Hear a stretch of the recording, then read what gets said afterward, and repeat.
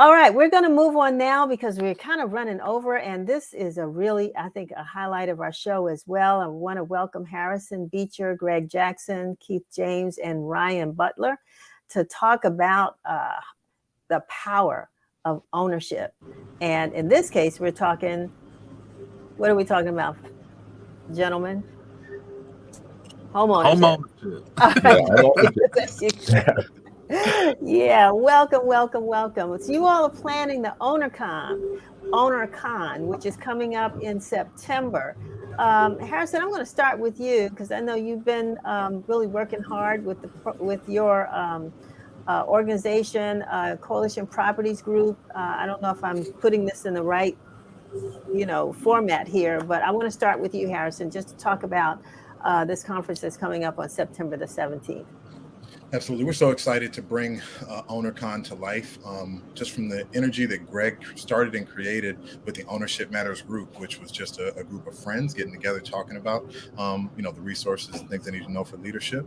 And then what we do at Coalition Properties, Ryan and Keith, is educate first and help inform, empower people with resources. And that has never really been done, specifically focused at homeowners and helping them learn how to both protect, grow, and maximize what they've got. Yeah, Greg, you've been on before. You talked about this group OwnerCon that you put together. Your organization you put together. Tell me why did this? What sparked your interest in getting together homeowners? Honestly, we realized there was a new wave of homeowners throughout the DMV that didn't have the necessary support and network to navigate through their home ownership journey. And so we started off with a group of 20. It grew. Now there's over 3,000 homeowners in the DMV area. And the average age is in their late 20s, early 30s. And we come together really to share resources, to share lessons learned, but also to lift each other up in our journey towards building wealth for our community. Please let me apologize because I think I underestimated the number earlier in the program. I may have said something like 200, but 3,000. That's amazing. And that's we're celebrating. We're celebrating right now. Ryan, Keith, jump in. Tell me what role you all are playing in the process. So we're just being the bridge to the community, to bring people out and teach them how to protect their wealth, grow their wealth, and build their wealth. I think a lot of times, when you buy your first property, going through that process is very amazing. And you don't understand through education. The more education you have, the more peace of mind you have. And so that allows you to complete that process again. And here at Coalition Properties with my partners, Ryan Butler and Harrison Beecher, we like to teach that model that you can buy more than one house. And this is how you do it. And just make sure we're sharing the knowledge and spreading that knowledge throughout our community. Ryan? Yeah, and what's fantastic about it is that we're able to bring together not only a group of people who are focused on home ownership, existing homeowners. I'm really excited for a lot of the speakers that we're going to have during this event. One of the things that I'm really excited about is that we know a lot of our people go through financial trauma. And so we actually bring in a financial therapy coach as our keynote speaker. And so in addition to the home ownership, it's really understanding how do you manage your investments, which includes money, houses, all types of things. But we're really focused on the money and the houses. I really wish you all were around when I was in that age group because first of all, I grew up with, a single mom. Lived in an apartment my entire life, even though I spent summers and weekends with my dad and stepmom. They owned a house over here in Southeast, but they only owned one house together. And so my first investment was in a condo.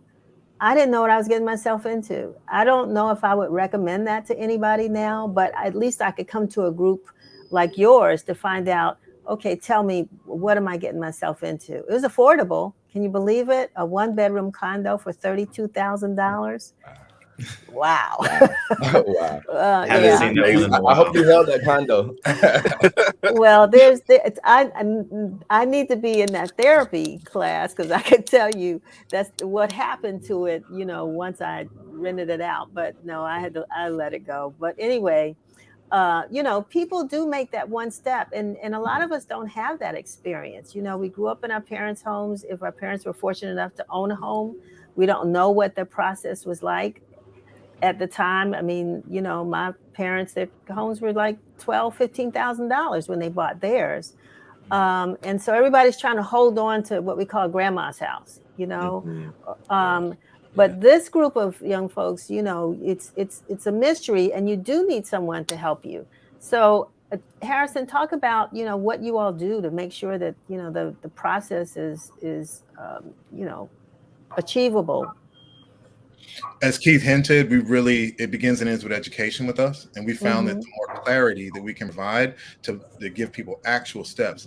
I think about privilege, Denise, and I think about a lot of the people that have been able to participate in the systems of money, wealth building, real estate ownership, compounding interest, all these things. A lot of that comes from privilege, and privilege gives you a roadmap. So for us, we literally have a roadmap that we go through with folks to talk about the buying process. But what's powerful about our roadmap is, inspired by Keith and Greg and folks in our circle that have done this, is it is not just a straight line or a U. It's connected. It's continuous. So this OwnerCon event is really about that continuum of ownership and wealth building, to show you that there are steps after I'm in the door to, again, protect what I've got, look to leverage it, grow, maximize, and build wealth through the sticks and bricks that I'm living in. So for us, it starts with education and trying to translate that privilege that we've kind of gained through experience of doing it ourselves, and opening it up to a different community that will do what Greg is talking about, be connected with one another to have that both communal and institutional support like we've got.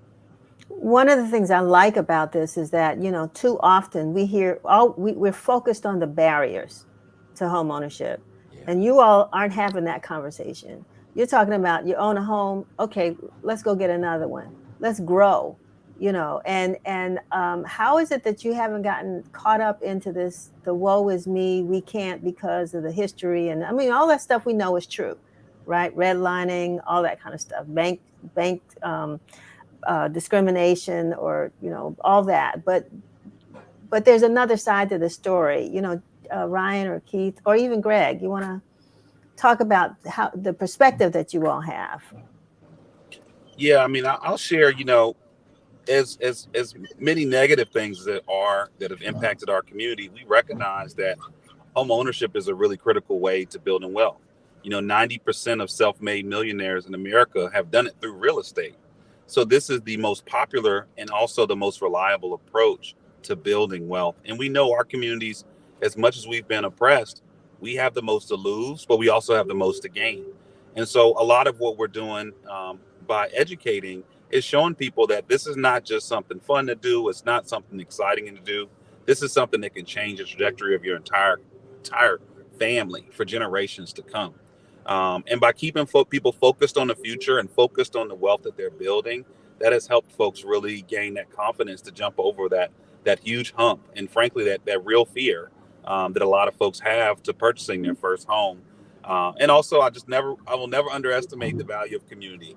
It means so much more when you have someone right next to you who's been through the same thing, or someone right next to you that's trying to get their roof fixed, or someone right next to you that doesn't have the mortgage rate they want.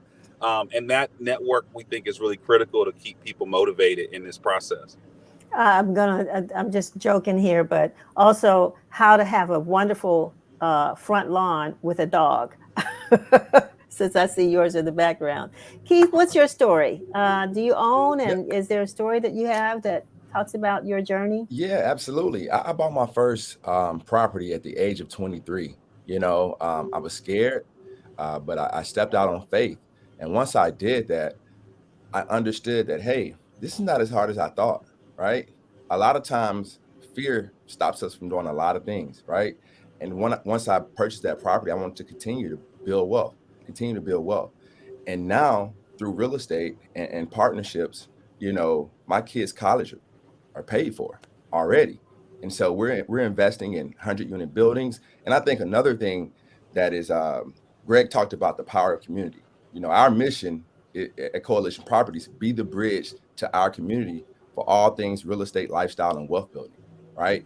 And one thing that separates us a lot from a lot of people, you're going to feel like family, but also you're going to start to build wealth, and you're going to be educated on that wealth. And once I got that education, I felt like it was my duty, to spread that knowledge to our people, because what I find is once we give them the blueprint and give them the education, that peace of mind, which you cannot put a price tag on, peace of mind, they start to get that motivation. They start to create that the atmosphere of their friends, telling their friends about the process and how easy it was. And so that's one thing that I think with my journey in real estate. And I'm on the street, Greg and I just purchased a property a couple of months ago. And that's cool, to get to be able to, buy real estate and help your friends buy real estate. Interesting. Ryan, what about you? Yeah, I mean, similar to Keith, I got into the real estate game pretty early. I bought my home around 24, 25, utilizing NACA, Neighborhood Association Corporation of America, which is an extremely good product for a lot of first-time home buyers. And from there, it just kind of got the journey going. From there, I purchased, even with Harrison and Keith, we've done house flips in DC. We've purchased multifamily and apartment building properties up and down the East Coast. So we've been, that first home starts it all. Every time someone asks me, what's been your best investment? I always say that first home, because it's the true statement. That first home allowed me to start a journey that I didn't even realize I really could be on. And that first home really starts to open up your eyes to show you what's possible out there. And one of the things I find is that, particularly, there's a lot of resources around the first-time home buyer community. I think and it needs to be spread, but there are a lot of resources. What we found is that there's not as many resources once you purchase a home, and that's where we see a gap right there. And we feel like we're coming in to help fill some of that gap right there. So, and that's important to me, because after you get a couple homes, that's when you can really start building wealth. Like, you're starting the wealth building, but then you see the fruits of your labor once you get more and more of those properties. So, wow, that's fantastic. Harrison, I know you've got a story. You're from DC though, right? Yes, I'm from the DMV. Yeah. Yeah. Tell us your journey. Yeah, so again, started out up in Silver Spring, went to high school and college in the city, got licensed right out of college. Also utilized that NACA program to buy my first house. What was that? 26, I think, was my first one. And the lesson that we will talk about and some of the narratives and just that power of anecdote and story, right, which can be the way I think our community has shared information over the years, when there weren't people that had that direct hands-on experience of here's how I navigated it, here were steps 1 through 10 early. You don't know the exact way to navigate. So for me, it was also utilizing NACA. It was choosing a less sexy product early, but in an area that I knew had the infrastructure to be up and coming. The equity that I've been able to gain from that first one, and the education I've been able to share with my clients and friends that I all planted in Riggs Park, Fort Todd, Riggs Park, North Michigan Park neighborhood, almost a decade ago now, what they have been able to do for themselves, for their families, for the options that it opened up by having one person, right, say, hey, look at this. It's not as sexy as U Street is now. Maybe not even as sexy as some of the other stuff across town, but it's got potential. You can afford it. You can do it. It might be a little bit of a stretch, but here's how it works. Trust me, I'm in it with you. And that same energy is what we bring to this, to say, hey, here are the anecdotes of folks that have done it at all different levels. And here's what you should put your mind towards. Because if you haven't had a direct example and somebody being willing to show you or talk with you about how it goes, then you might never take that shot. You might miss out on that significant opportunity to build wealth and create opportunity for folks in the future. Again, I think this is just fantastic. And I'm glad you all are on WIN TV to share this, and hopefully we can get this out a lot more, because I think people need to hear it. And I think also, I talked about my little journey, but one of the things that we know is that, a lot of people did grow up in a home that their parents owned. And how is it, and I don't know if you all are going to have a session on this, but when I think about my generation and making sure that, the generation behind us recognizes that they already have an asset, and how to keep that asset or leverage that asset to, to continue on the home buying path. And I don't hear enough of us talking about that. Any thoughts from you all on, what you would tell, generationally speaking, how we hold on to our properties? Well, I think that ties into the keynote speaker Ryan was talking about, and first dissecting trauma and all the baggage that comes along having hard money conversations with families. So we will be addressing that. On the technical side, engaging legal professionals early that can help you have a game plan in place for the unknown and what happens is, again, another thing that doesn't happen enough in the communities. But Ryan, I don't know if you want to talk about that transition, because Ryan also helps a lot of elderly sellers in our region navigate all of their options with what they can best do with their property. So, Ryan. Yeah, I think, that's such an important conversation. And one of the reasons we have it so late is because most people don't think about it till that late, right? When they're later in their years, in their life. And, there's simple things that, people live in a home and they can't get up the stairs or they can't get out of the house. And all of a sudden they're confined to one room. So, there's delicate conversations that have to be had on both sides, both as the elderly person who at some point is going to pass away, right? And is thinking about how am I going to help my next generation of my bloodline, right, or my family. And then there's also the people of the bloodline being educated and understanding what they need to do ahead of time. Those conversations need to happen early. They happen way too late, and they happen without any type of kind of formal or education process to go with that. So people are just kind of, walking in the dark trying to figure it out, and all of a sudden they're caught up in some type of, potential scandals or getting, hoodwinked by someone just buying it off and not even really know what's available. In addition to that, you see a lot of family fights, fighting over the property because everyone's trying to get their piece. So there's a lot of things I think that if we can kind of come together early when there's less pressure and kind of figure out some of these decisions, it'll be way easier. But those are tough conversations and people don't necessarily like to have tough conversations. Well, I'm just trying to tease some topics because we really do want people to, they can register, they can participate in OwnerCon. Is that correct? Yeah, and I think one of the cool things we're going to talk about is some of the programming that you can do as an owner, right? Wonderful. There are different programs that, whether it's DC, Maryland, Virginia, that they will provide to you. For example, I had a client, I walk into some of these elderly folks' homes and they know a lot about the program, but I feel like there's a generational gap there. And they're like, oh, the city did my windows or the city did this. And when we put the green space, we're getting credits for it. So there's just all these different types of programs that we want to bring to light for a homeowner so they understand, how they can best optimize their property along with saving a little bit of coin, right? If we can help you save some money and we can help you make some money, I feel like we've done our jobs at this conference. So how can people participate in the conference? Give us some details. How can we, where is it? Where can we sign up, register? Of course, the Washington Informer's doing our part to make sure that we get the information out there. So we want all of our viewers to know that if you don't catch it now, you will see some ads that are running in the Informer. We're going to do help with the marketing on this, but you all are doing this as well. So give us the details. Sure. So as you see from the flyer, OwnerConDC.com. Again, and all day on Saturday, September the 17th, short break for lunch in between. And then Greg's in charge of whatever after party's happening. So there may be some possible social networking and cohort building that can happen after hours as well. Love it. But the idea, Denise, is powerful panel discussions with the keynote and also tons of space to both be taking notes, having our leadership team and other subject matter experts that even after the panel discussion are hanging out to talk, connect, and share information. And where is it going to be? Right at the Upper Northwest, our real estate office, basically right in Tenleytown. So within 2 blocks. 46 40th Street is the exact address, but you have to register ahead of time through the link.